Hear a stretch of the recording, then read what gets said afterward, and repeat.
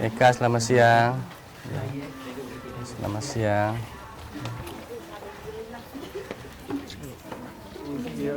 Bawa.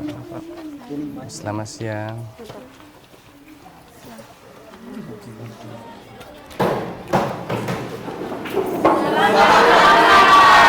Ya, selamat siang. Siang, Pak. Silakan duduk kembali.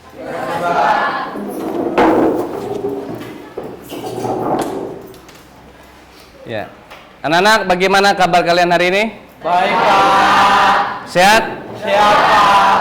Ya, mudah-mudahan sehat, kuat, walaupun sekarang sudah jam menunjukkan pukul 12 ya.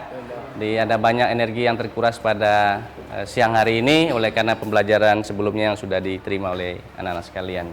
Jadi tetap semangat ya. Iya, Pak. Oke.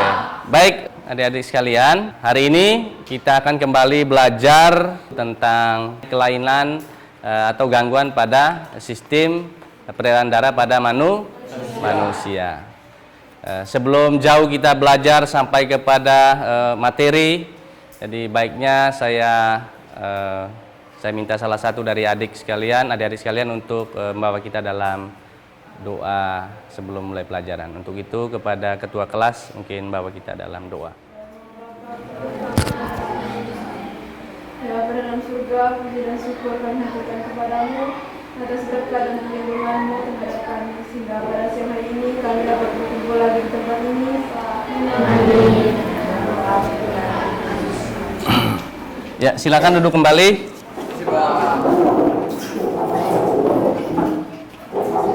Saya absen dulu ya. Siapa yang tidak masuk hari ini?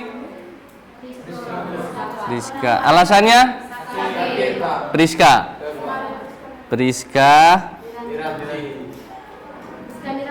Miranti. Sakit ya? Ya. Siapa lagi? Hanya Priska. Ya, baik. Itu berarti bahwa jumlah kita yang hadir ini seharusnya 35 dikurang Priska, jadi jumlahnya tinggal 34 orang ya. Baik adik-adik, kita menyanyikan lebih dahulu salah satu lagu wajib ya. Bangun pemuda pemudi, 1, 2, 3. Bangun pemuda pemudi Indonesia, menjadi taruh dalam bangsa. Oke, Indri, terima kasih. Silakan duduk kembali.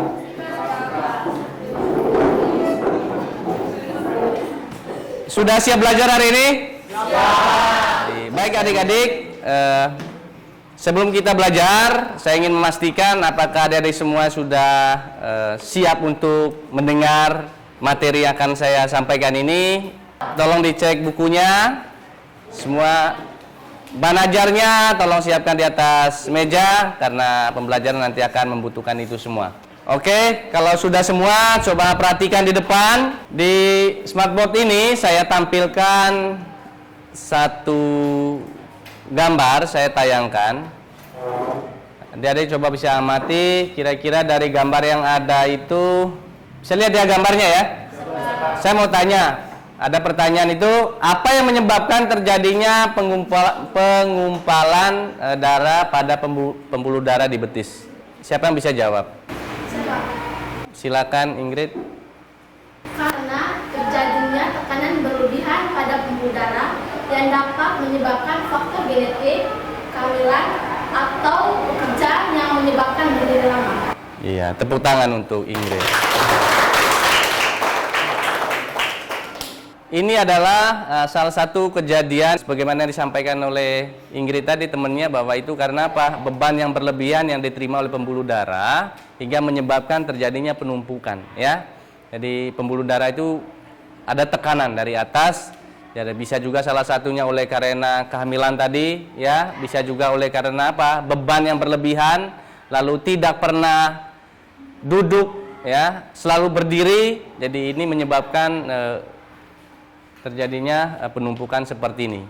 Dan penumpukan ini adik-adik adalah sebuah penyakit ya, sebuah penyakit yang disebut dengan varises. Oke, selanjutnya saya akan menunjukkan pada adik-adik bahwa pembelajaran kita pada siang hari ini kita lebih fokus kepada indikator kelainan dan gangguan pada sistem peredaran darah pada manusia. Konsep yang akan disampaikan pada pertemuan ini, kita pada bagian gangguan dan penyakitnya itu adik-adik bisa lihat meliputi kelainan darah, anemia, talasemia, leukemia, hemofilia. Ini adalah bagian-bagian kelainan atau gangguan yang terjadi pada sistem sirkulasi, ya.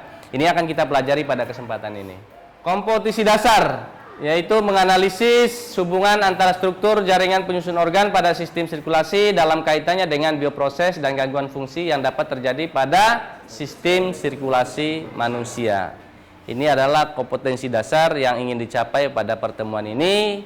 Kemudian diterjemahkan di beberapa tujuan, ya, tujuan pembelajaran. Ada 2 tujuan pembelajaran yang ingin dicapai melalui pembelajaran dengan model PBL.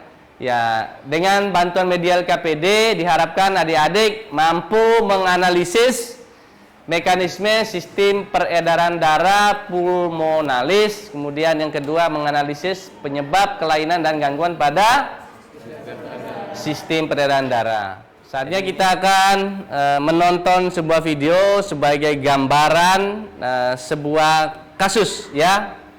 Karena ini adalah pembelajaran menggunakan metode model PBL, probability linear, adik-adik diarahkan untuk menyaksikan sebuah kasus, lalu kasus yang saya tayangkan ini kemudian nanti akan dipecahkan melalui diskusi kelompok.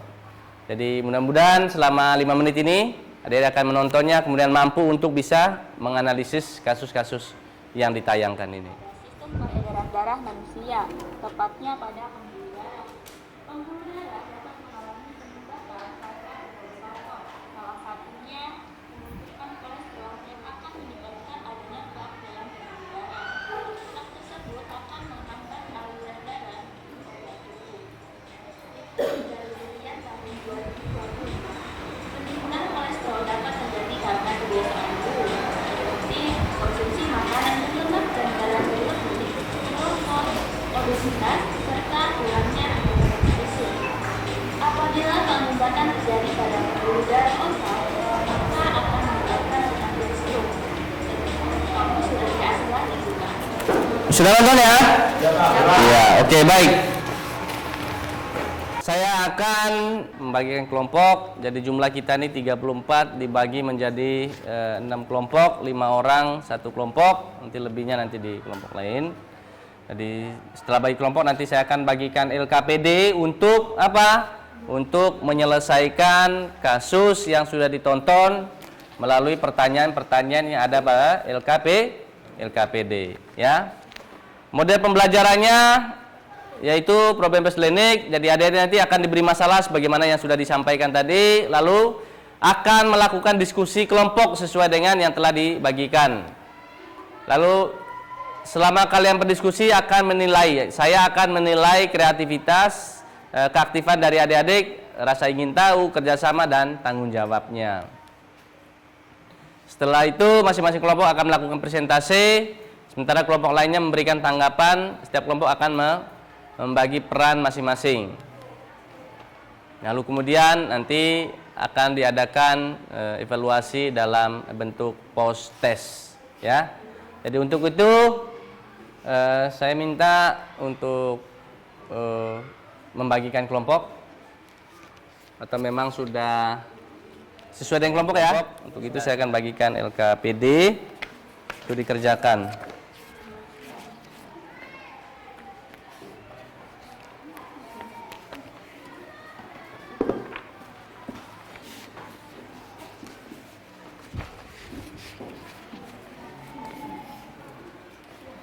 Kelompoknya terlalu banyak ya.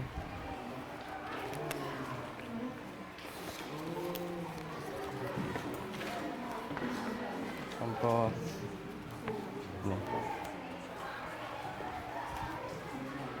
Kamu tadi sudah ya? Ya, itu sudah.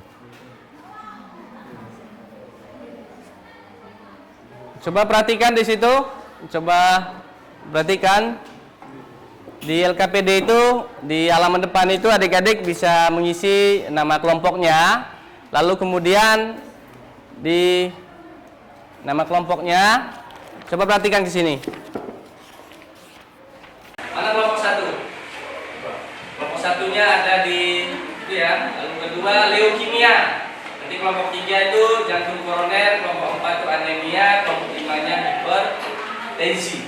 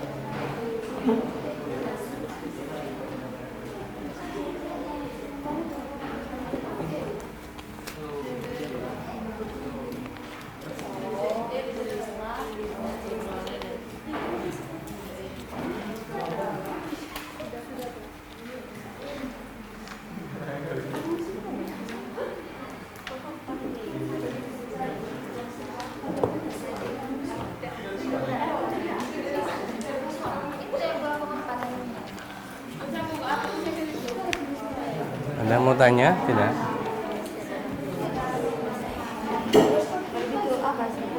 Langsung ke apa sih? Apa? Sudah selesai? Jenis.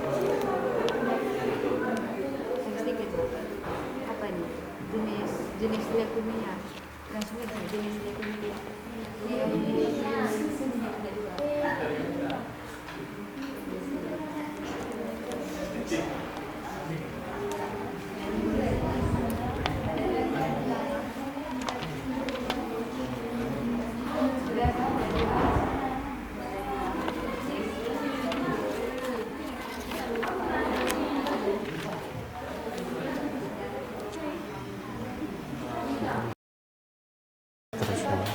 Sudah? Ya. Lagi 3 menit. Ya.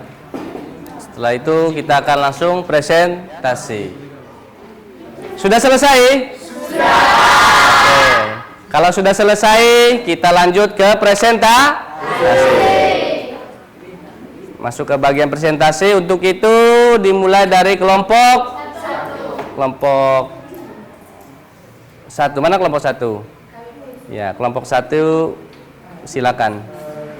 Selamat siang teman-teman, selamat siang Pak. Siang. Terima kasih waktu dan kesempatan kepada kelompok kami untuk mempresentasikan hasil tugas kami mengenai tentang anemia.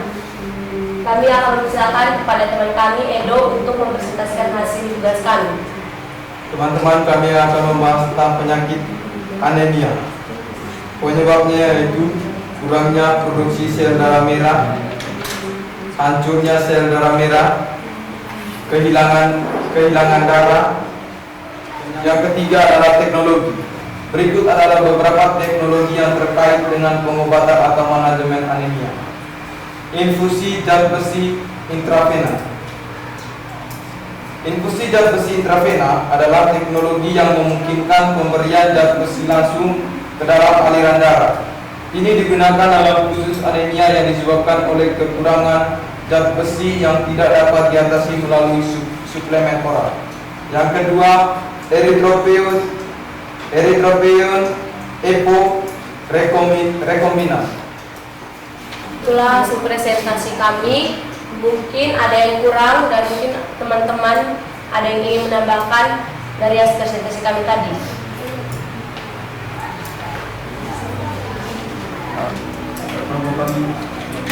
Ya, silakan. Kelompok kami hanya mau menambahkan salah satu penyebab seseorang terkena anemia, yaitu ketika tubuh kekurangan sel darah merah sehat atau hemoglobin. Terima kasih. Ya, tepuk tangan untuk kelompok. Ya, silakan. Terima kasih Harjo. Itulah presentasi kami. Kami mohon maaf apabila ada kata-kata yang kurang pas tadi. Terima kasih. Ya, tepuk tangan untuk kelompok 1. Silakan kembali. Ya, silakan kelompok terakhir untuk maju ke depan, presentasikan hasil kerjanya. Silakan.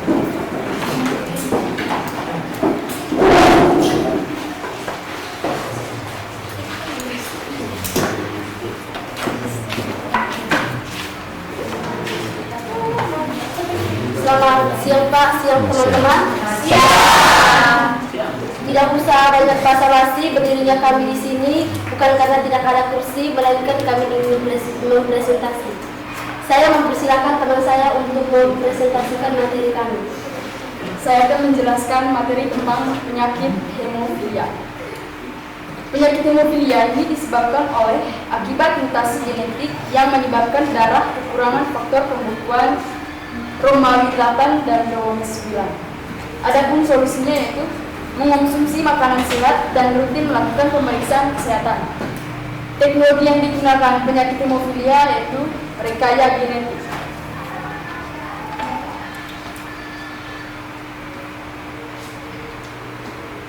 Solusi pemecahan masalah terkait hemofilia yaitu hemofilia adalah suatu kelompok penyakit genetik atau keturunan yang mempengaruhi kemampuan pembekuan darah. Faktor penyebab yaitu mutasi genetik yang menyebabkan darah kekurangan faktor pembekuan 8 dan 9 atau hemofilia A dan B. Adapun cara untuk mencegah penyakit ini yaitu sebisa mungkin hindari melakukan aktivitas berat dan yang dapat mengakibatkan cedera seperti yang terlibat. Jadi dapat disimpulkan bahwa hemofilia merupakan penyakit yang diturunkan dari orang tua yang menyebabkan gangguan hemostasis. Hemofilia ini disebabkan oleh mutasi gen kromosom X, sehingga wanita cenderung menjadi pembawa sifat, sedangkan laki-laki sebagian besar menjadi penderita. Itu saja hasil presentasi kami. Kami buka sesi tanya jawab. Yang bertanya nanti semoga kelasnya makin peka. Ya, ada yang mau tanya? Saya Pak, Ya, silakan. apa penyebab terjadinya pendarahan pada hidung yang berkelamaan? Terima kasih.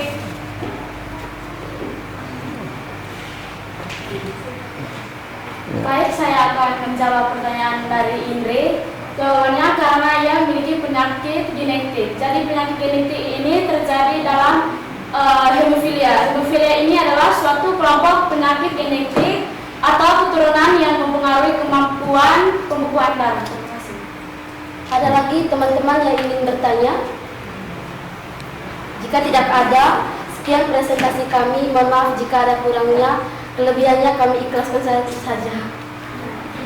Ya, silakan tepuk tangan untuk kelompok. Oke, tadi kita sudah lakukan presentasi terhadap LKPD yang sudah dikerjakan, dan berikutnya saya ingin memberikan penguatan terhadap materi yang ada di LKPD yang ada dikerjakan tadi, ya. Masalah yang pertama tadi adalah penyakit hemofili. Ya.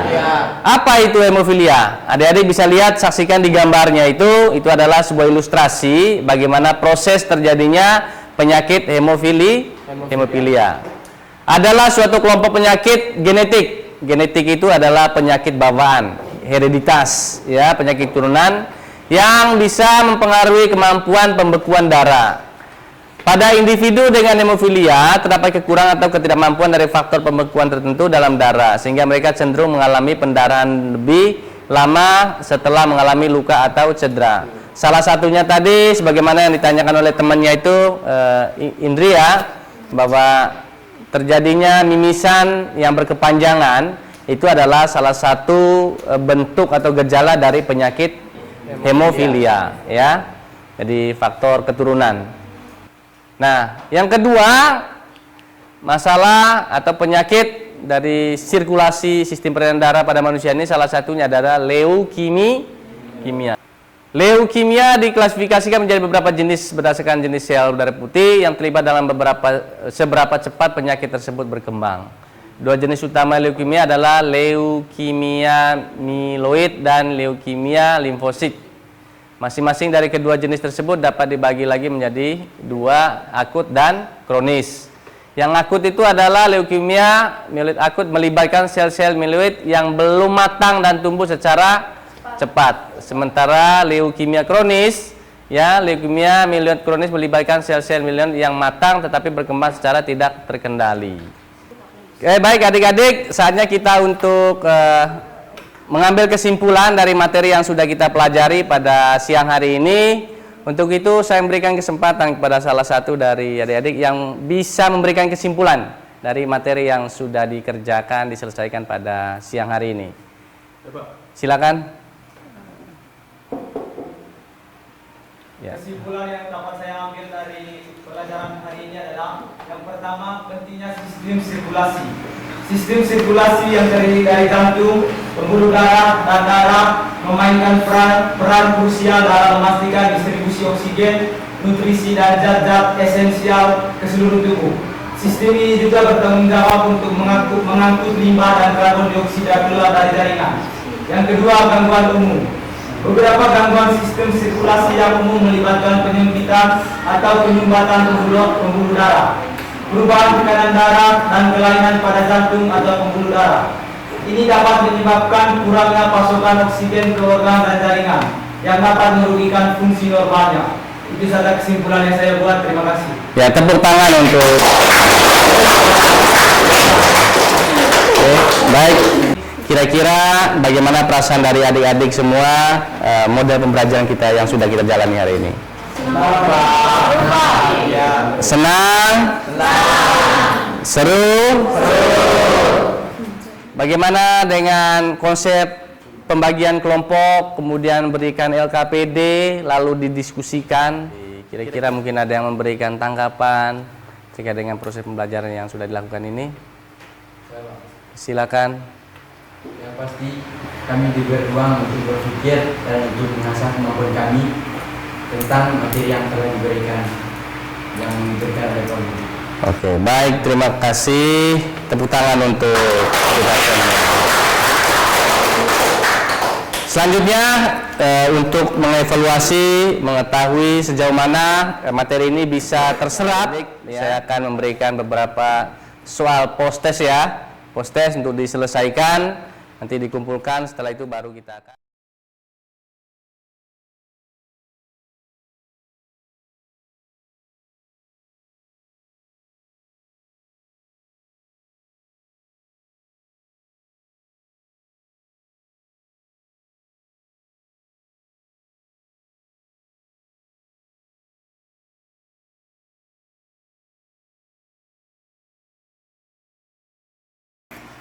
Bagaimana, sudah selesai? Sudah. Kalau sudah, silakan dikumpulkan salah satu.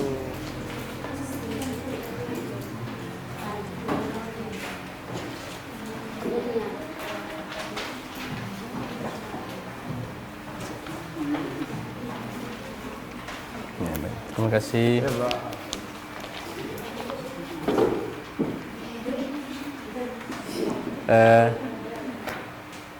Baik, adik-adik sekalian, proses pembelajaran kita pada hari ini sudah hampir selesai dari awal kemudian sampai pada post-test yang sudah dikerjakan sudah berjalan dengan baik.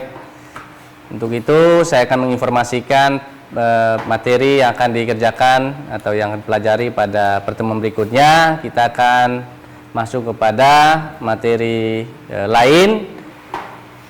Dan untuk mengakhiri pembelajaran kita pada siang hari ini, kembali saya minta salah satu dari adik-adik untuk membawa kita dalam doa sebagai penutup pembelajaran.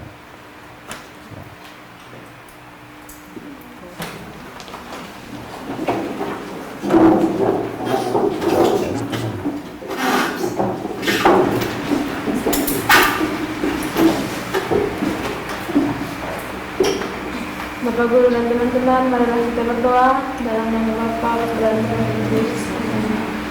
Tuhan Yesus, terima kasih atas perlindungan dan penyertaan-Mu sehingga kami dapat menyelesaikan materi ini dengan lancar, dan sekarang kami ingin kembali ke rumah kami masing-masing. Berkatilah kami, semoga sampai tepat tujuan dengan keadaan selamat. Nama yang senantiasa kami puji kini dan sepanjang segala abad.